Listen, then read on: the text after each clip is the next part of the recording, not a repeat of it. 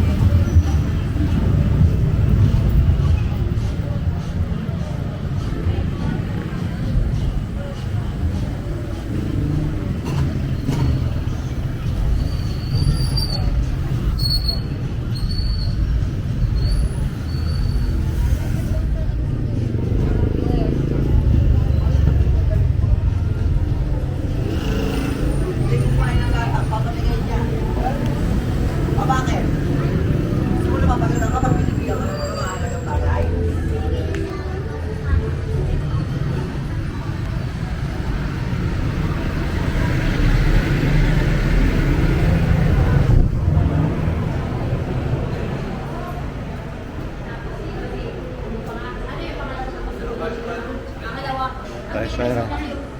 Georgi said he wanted also kimbap. Order kimbap for him. After maybe 10-15 minutes he will. So we order kimbap. And this Shaira egg. What Jiram name? Jiram Jim? Okay. Order for Georgi the same.